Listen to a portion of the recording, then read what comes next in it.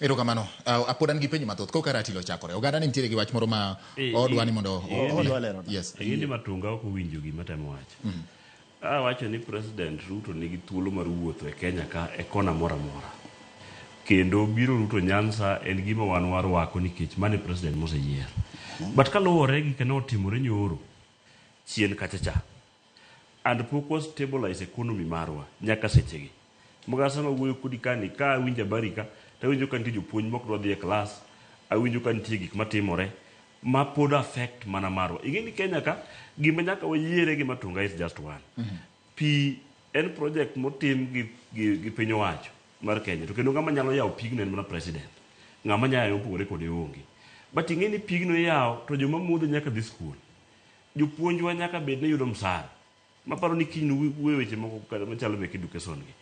Joma tuo nyaka yud thieth.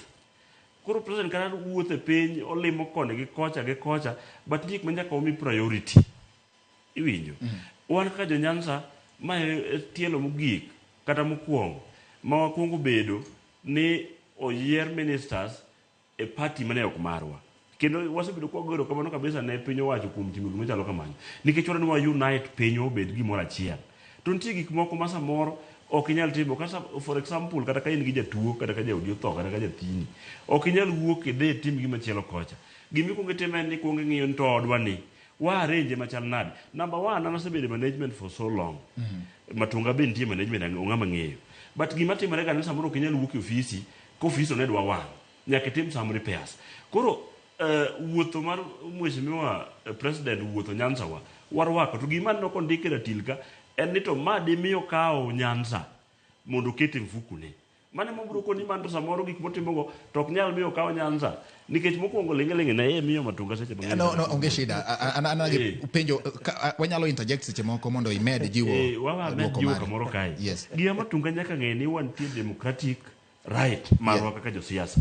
Ni nitie joma nyalo bedo nyoro na winjo ka president wuoyo. No wacho ni na winjo ka president wacho ni ya. Ni en wuon no sebedo ODM mobedo deputy party leader. Na winjo ka jonet bende wacho gimoro ni gin kaka jo ODM gimiyo mana president jolony mane gin ge ODM mondo mi odhi okonygi. Mane siasa bedo ni jowa odonjo e chama mar ginene e telo mar piny owacho. Ok owacho ni wan kaka jo ODM ok wanyalo wacho kama ok dhi maber.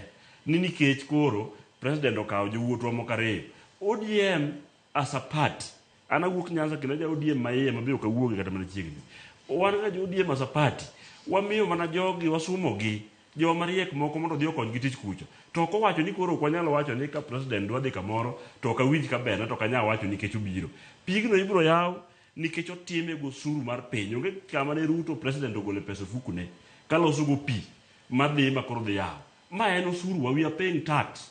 To wachulo tax mondo tax no tino maber. Koro bedo ni president biro Nyanza biro kia yaw pi biro kia yaw yo mano is his personal duty motimo ok en favor. Ok wanyalo wacho ni koro ker biro koro en favor nikech ubiro. We don't need favor. But onyalo decide moko bi. Yes, inyalo time nade ko pono decide ni koro ko biro ngi jibro ywaka to bende mago be kala. Biro president limo Nyanza has nothing to do with development.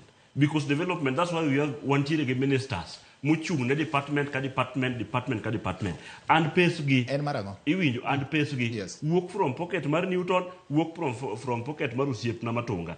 Pesa ni ko wuok gima podwa kwanya kasani mana winjo ka kero wacho sani Matunga kata Ruto berna saidi samoro berna kata moyingi nikech kana aneno kaka no wuoyo to ken Ruto manye wuoyo chien kucha iwinja.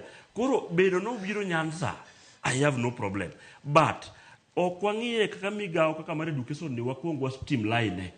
Wang'i kama kuro tema ng'owa kama kuro chope. Wachak wang'i ni ministry mar health dinade health di marach.